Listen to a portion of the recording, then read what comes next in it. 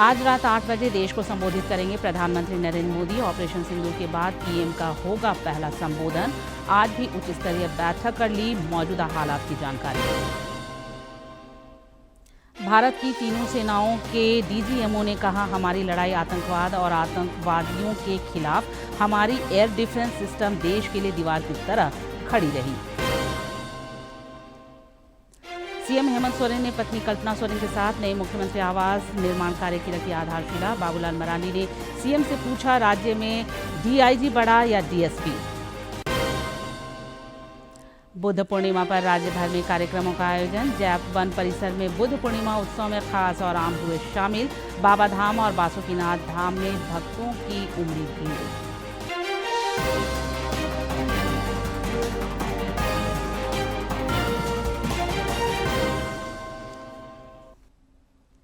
नमस्कार, प्रादेशिक समाचार में आपका स्वागत है। मैं हूं निशा दीपिका सोरेन और अब समाचार विस्तार से।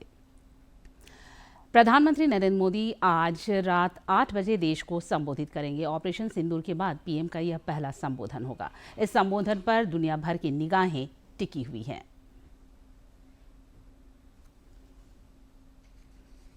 प्रधानमंत्री नरेंद्र मोदी राष्ट्र को संबोधित करेंगे। 8 बजे प्रधानमंत्री नरेंद्र मोदी देश को संबोधित करेंगे, ये खबर आ रही है। हम देख रहे हैं जिस तरह से भारत पाकिस्तान के बीच तनाव है, तनाव के साथ साथ ऑपरेशन सिंदूर को अंजाम दिया गया है। साथ ही साथ हमारी तीनों सेनाओं के डीजीएमओ ने जो प्रेस कॉन्फ्रेंस की उसमें बहुत साफ बताया कि भारत किस तरह से अपने पूरे मिलिट्री बेस को ऑपरेशनल रखते हुए जरूरत पड़ने पर अगले किसी भी मिशन के लिए तैयार है। प्रधानमंत्री नरेंद्र मोदी आज रात 8 बजे देश को संबोधित करेंगे। 22 अप्रैल को पहलगाम की घटना के बाद प्रधानमंत्री नरेंद्र मोदी ने पटना से यह न सिर्फ देश को बल्कि दुनिया को यह संदेश दिया था कि पहलगाम हमले को जिस तरह से पाकिस्तान और आतंकवादियों ने अंजाम दिया है, उसका बदला उसी की भाषा में हम उन्हीं आतंकवादियों को देंगे। और ऑपरेशन सिंदूर के तहत भारत ने वो कर दिखाया।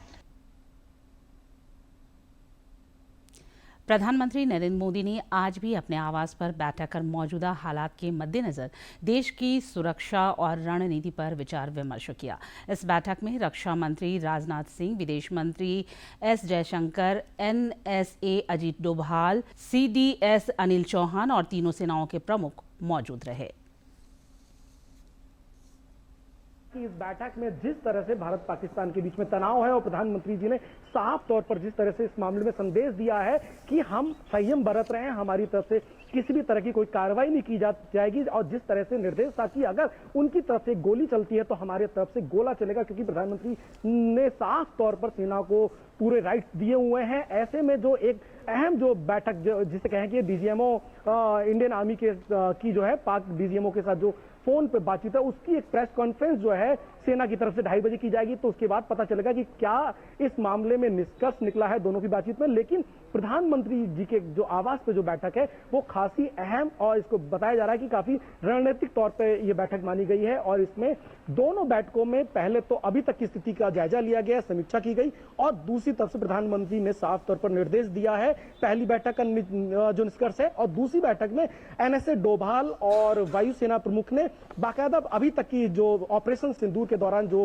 चीजें थी और भारत पाकिस्तान के बीच के जो मसले थे उसकी चर्चा की है और उनको प्रधानमंत्री को बताया है कि किस तरह से ये ऑपरेशन चल रहा है। और उसके बाद प्रधानमंत्री जी की तरफ से भी उन्हें निर्देश दिए गए हैं।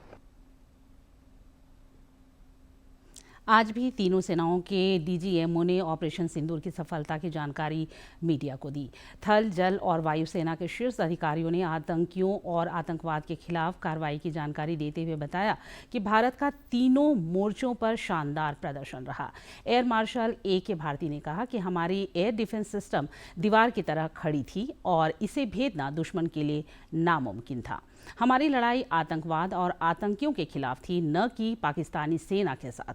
लेकिन पाकिस्तान की सेना ने आतंकियों के साथ खड़े होना उचित समझा और उनकी लड़ाई को अपनी लड़ाई बना ली। ऐसे में उनका जो भी नुकसान हुआ उसके लिए वे खुद जिम्मेवार हैं।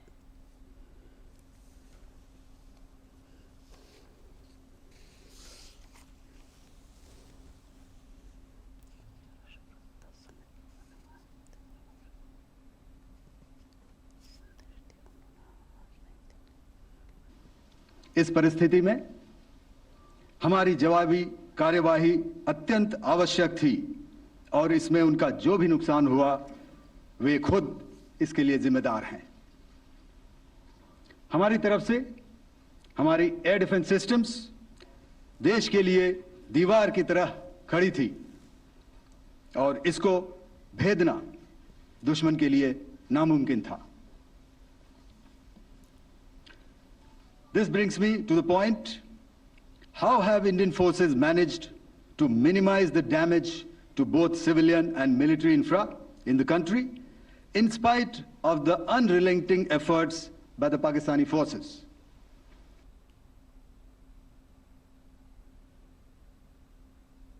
इधर भाजपा के राष्ट्रीय प्रवक्ता संबित पात्रा ने कहा है कि भारतीय सेना के ऑपरेशन सिंदूर ने आतंकवाद के खिलाफ निर्णायक लड़ाई का संदेश दिया है।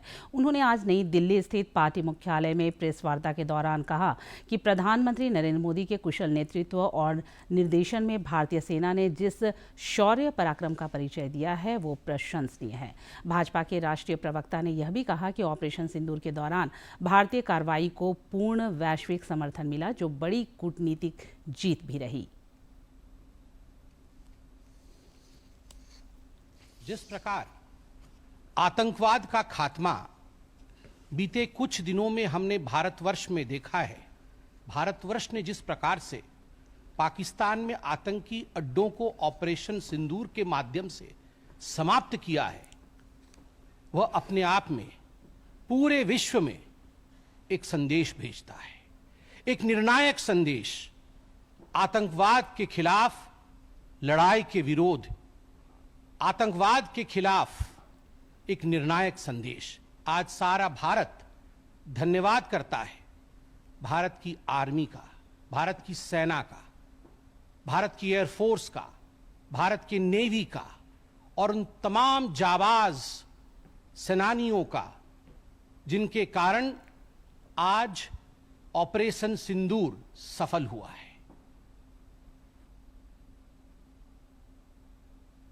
सैन्य कार्रवाई रोक के बाद पश्चिमी सीमा क्षेत्र में शांति बहाल है और सामान्य जनजीवन पटरी पर लौटता दिख रहा है। जम्मू कश्मीर और अंतर्राष्ट्रीय सीमा से लगे अन्य इलाकों में बीती रात काफी हद तक शांतिपूर्ण रही। किसी घटना की खबर नहीं आई। हाल के दिनों में ये ऐसी पहली रात रही जो सुकून में बीती। जम्मू शहर में स्थिति शांत और स्थिर दिख रही है। रात के दौरान ड्रोन गतिविधि, गोलीबारी या गोलाबारी की कोई खबर नहीं मिली। वहीं सीजफायर के बाद श्रीनगर के बाजार में लोगों की दिनचर्या सामान्य हो गई है। संघर्ष विराम के 40 घंटे से अधिक समय बीत चुका है और इलाके में जनजीवन सामान्य है। ऑपरेशन सिंदूर के बाद अस्थायी रूप से बंद 32 हवाई अड्डों को तत्काल प्रभाव से नागरिक विमान संचालन के लिए खोल दिया गया है। गौरतलब है कि सरकार ने पहले 15 मई तक इन्हें बंद रखने का फैसला किया था। भारतीय विमानपत्तन प्राधिकरण ने विज्ञप्ति जारी कर यात्रियों को नियमित अपडेट के लिए एयरलाइन की वेबसाइटों पर नजर रखने की सलाह दी है। प्राधिकरण ने एक बयान में कहा है कि 15 मई 2025 को सुबह 5:29 बजे तक 32 हवाई अड्डों पर नागरिक विमान संचालन के लिए अस्थायी रूप से बंद करने की अधिसूचना जारी की गई थी। अब सूचित किया जाता है कि यह हवाई अड्डे तत्काल प्रभाव से नागरिक विमान संचालन के लिए उपलब्ध हैं। यात्रियों को सलाह दी जाती है कि वे अपनी उड़ान की स्थिति सीधे एयरलाइंस से जांचें और नियमित अपडेट के लिए एयरलाइंस की वेबसाइट पर जरूर नजर रखें। खूंटी जिले में बिरहू एक ऐसा गांव है जहां हर घर से कोई न कोई सेना या अर्धसैनिक बलों में जवान रहे हैं। इन दिनों जब सीमा पर तनाव जैसी स्थिति है, ऐसे में इस गांव के अवकाश प्राप्त सुरक्षा प्रहरी भी मातृभूमि की रक्षा के लिए तत्पर नजर आ रहे हैं।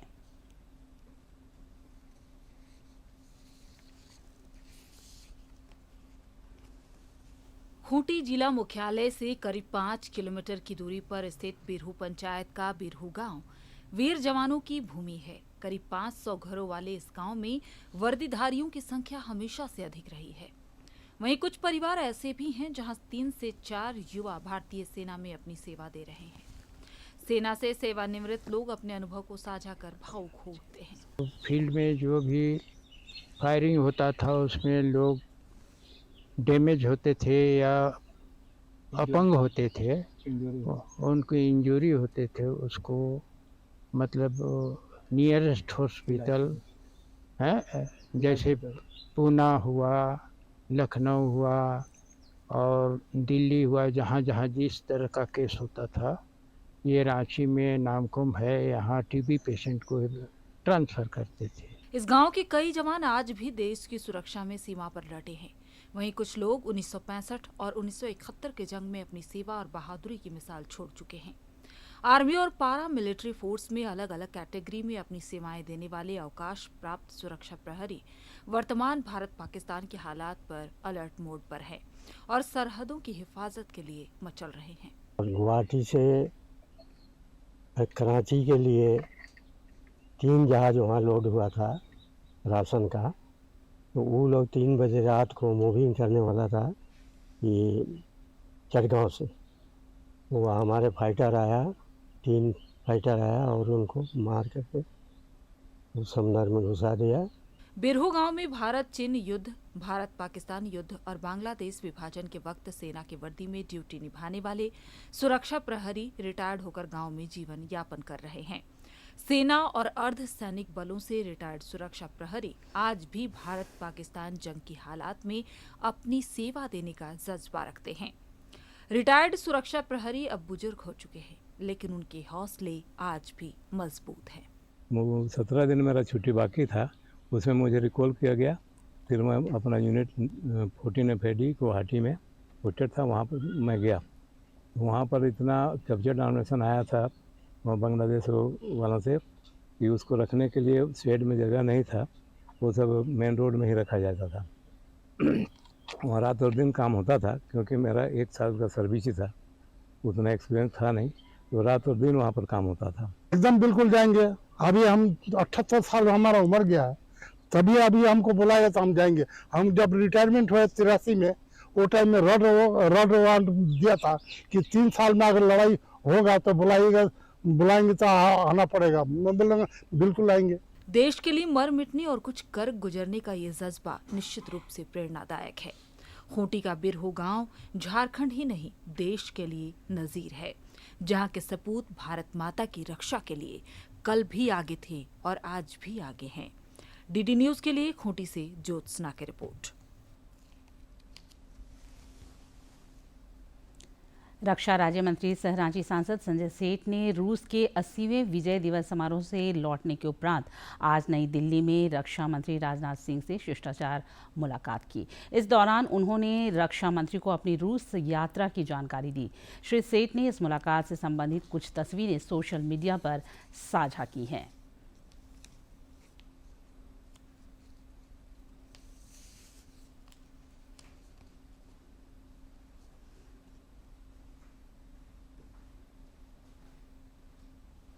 मुख्यमंत्री हेमंत सोरेन ने आज अपनी धर्मपत्नी और विधायक कल्पना सोरेन के साथ पूरे विधि विधान से पूजा अर्चना कर नए मुख्यमंत्री आवास निर्माण की आधारशिला रखी।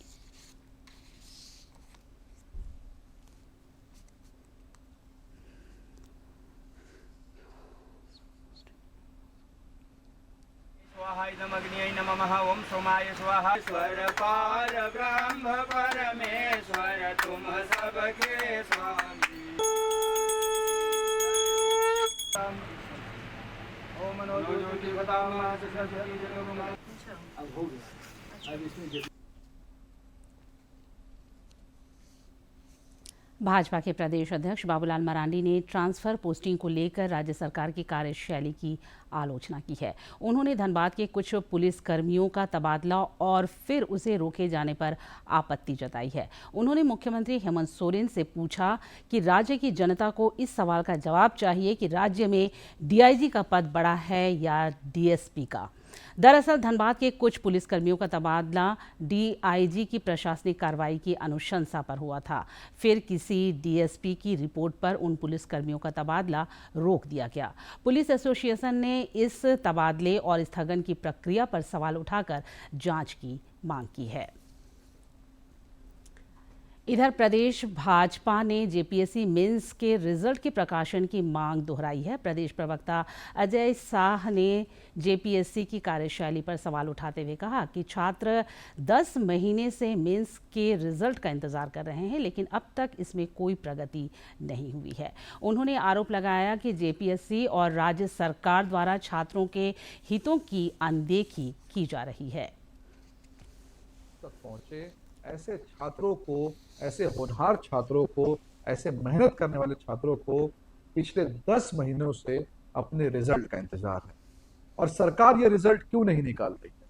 कभी सरकार कहती है कि इलेक्शन के बाद रिजल्ट निकलेगा, कभी कहती है शपथ ग्रहण के बाद रिजल्ट निकलेगा, कभी कहती है मंत्रिमंडल के बाद निकलेगा, कभी कुछ, लेकिन कोई ना कोई एक्सक्यूज लगा करके, कोई ना कोई बहाना लगा करके, कोई ना कोई एडमिनिस्ट्रेटिव लैप्सेस को दिखा करके जेपीएससी मेंस का रिजल्ट 10 महीने से रोका गया है। भाजपा के संगठन महापर्व के सिलसिले में हजारीबाग में आज महत्वपूर्ण बैठक हुई। इस दौरान सांगठनिक विषयों पर चर्चा हुई। बैठक में मौजूद प्रदेश संगठन महामंत्री कर्मवीर सिंह ने विभिन्न विषयों पर पार्टी नेताओं और कार्यकर्ताओं का मार्गदर्शन किया। इस दौरान प्रदेश उपाध्यक्ष राकेश प्रसाद, सांसद मनीष जायसवाल और विधायक मनोज यादव भी मौजूद रहे। बुद्ध पूर्णिमा के मौके पर आज कई कार्यक्रम आयोजित हुए और दिन भर धर्म, आध्यात्म और भक्ति की बयार बहती रही। रांची के जैप वन परिसर में भी बुद्ध पूर्णिमा का उत्सव मनाया गया, जिसमें खास और आम सभी शामिल हुए। जैप कमांडेंट राकेश रंजन ने सभी को बुद्ध पूर्णिमा की शुभकामनाएं दी।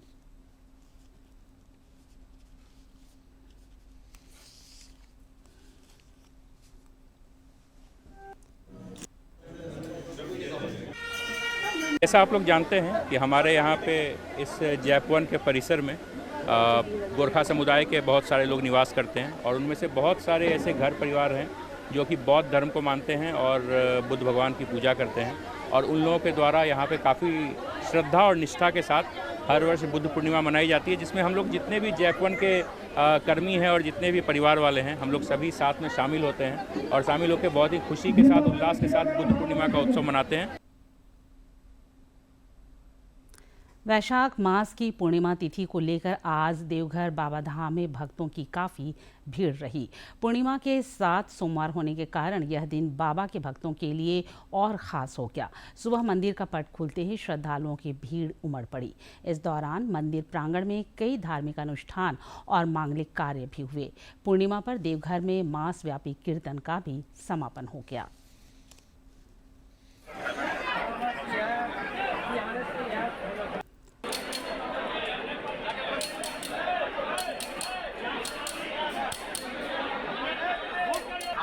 पूर्णिमा है। बुद्ध पूर्णिमा में आज विशेष महत्व भी है और भगवान शिव जी का सोमवार भी पड़ा है। तो इसमें इस अवसर पर जो भी भक्त लोग बाबा का जलाभिषेक कर रहे हैं और विशेष अनुष्ठान भी कर रहे हैं, ये वैशाख महीने में उससे कई गुना फल उसमें परिवर्तित हो जाता है, कई गुना फल भी जातकों को मिलता है। आए हैं बच्चे का पूर्णिमा है, काफी पूर्णिमा है, काफी भीड़ है। यहाँ पूजा करवा के बाबू लोग का मिलन करवा के। इधर दुमका के विश्व प्रसिद्ध बाबा बासुकीनाथ धाम में भी बाबा के भक्तों ने पूजा अर्चना कर मंगल कामना की। श्रद्धालुओं की भारी भीड़ को देखते हुए मंदिर प्रबंधन ने अर्घा के माध्यम से जलार्पण की व्यवस्था की थी। पूरा बासुकीनाथ मंदिर परिसर बुद्ध पूर्णिमा पर बोल बम के नारे से गुंजायमान रहा।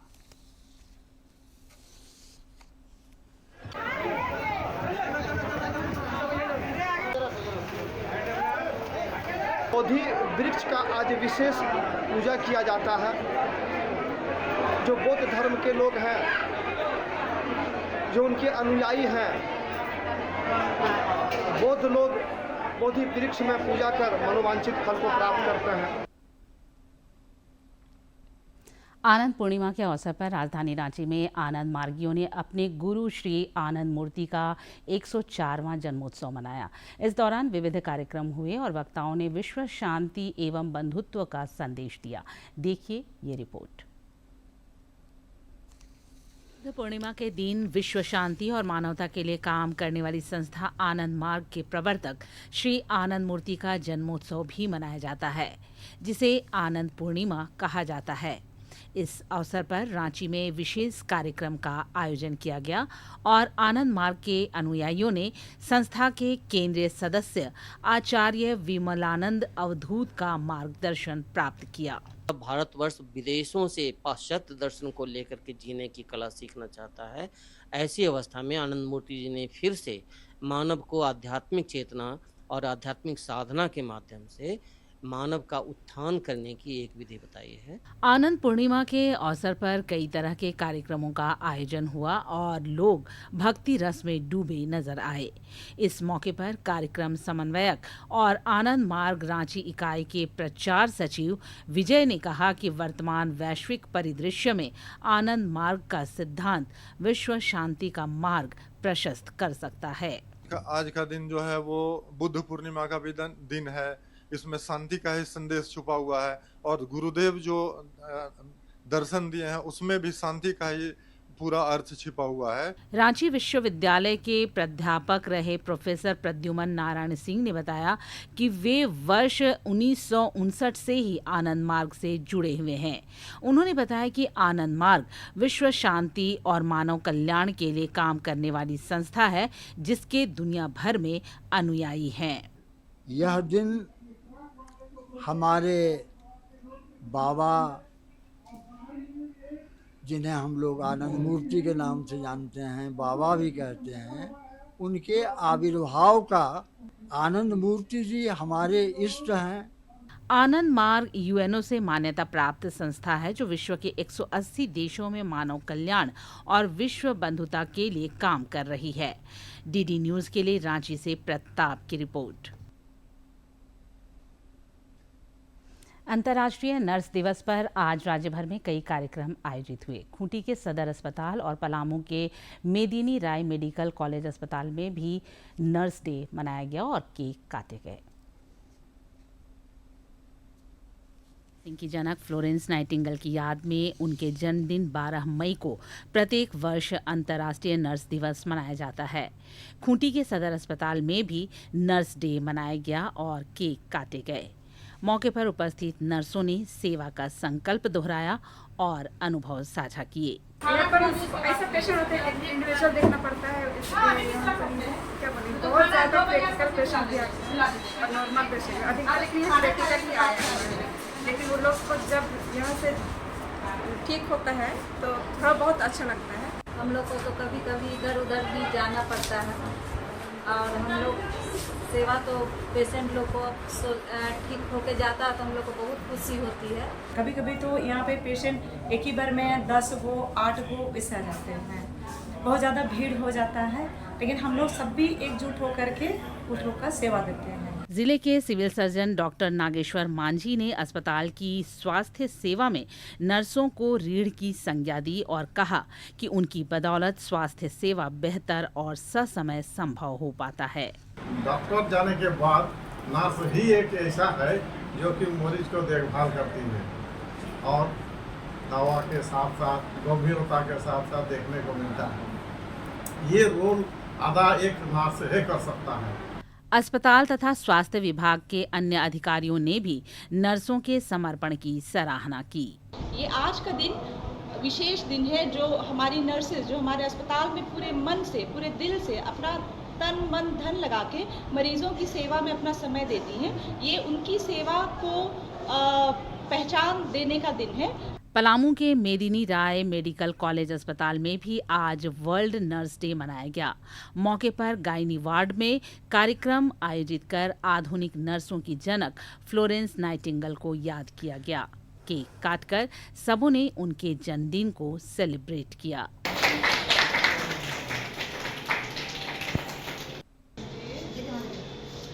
अस्पताल में कार्यरत नर्सों ने कहा कि आज का दिन उनके लिए बेहद खास है क्योंकि यह दिवस उनकी पहचान से जुड़ा है। फ्लोरेंस नाइटिंगेल हमारे लिए प्रेरणा स्रोत हैं। युद्ध के दौरान बड़ी संख्या में सैनिकों की नर्सिंग द्वारा जान बचाने में उन्होंने अग्रणी भूमिका निभाई थी। जैसे मरीज लोग आता है तो तुरंत हम लोग काम करते हैं जो भी देना होता है सब चीज़ सारा चीज़ करते हैं। और है यहाँ का यादगार है, जैसे कोई भी पेशेंट आता है तो थोड़ा बोलता है कि सिस्टर बहुत अच्छा काम कर रहे हैं, तो वो थोड़ा ज़्यादा खुशी लगती है हम लोग को। नर्स लोग के लिए एक बहुत खुशी का दिन है। फ्लोरेंस नाइटिंगेल जो हैं उनका जन्म ये 12 मई 1820 में हुआ था और वो हम लोग के लिए एक प्रेरणा है। नर्सेज स्वास्थ्य व्यवस्था की रीढ़ तो हैं, वे कर्मठता, सेवा और समर्पण की भी प्रतिमूर्ति हैं। विपरीत परिस्थितियों में भी चेहरे पर मुस्कुराहट के साथ मरीजों की खिदमत करना सभी नर्सों को खास बनाता है। खूंटी से ज्योत्सना की रिपोर्ट। राजधानी रांची में भी कई स्थानों पर अंतर्राष्ट्रीय नर्स दिवस पर कार्यक्रमों का आयोजन कर नर्सों के अमूल्य योगदान की सराहना की गई। रांची के चुटिया स्थित नर्सिंग ट्रेनिंग की प्रशिक्षुओं और अन्य लोगों ने नर्स डे को उत्साहपूर्वक मनाया। इस दौरान विविध कार्यक्रम आयोजित हुए।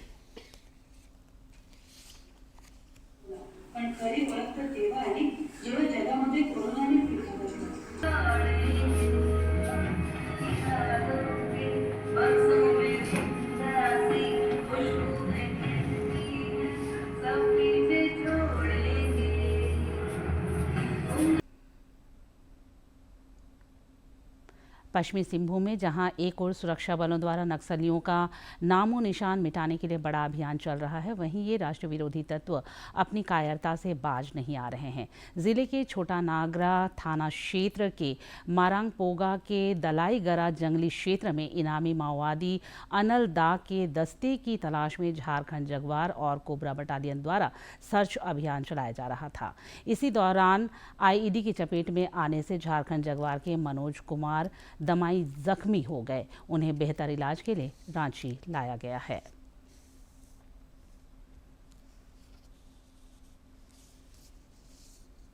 और अंत में मुख्य समाचार एक बार फिर।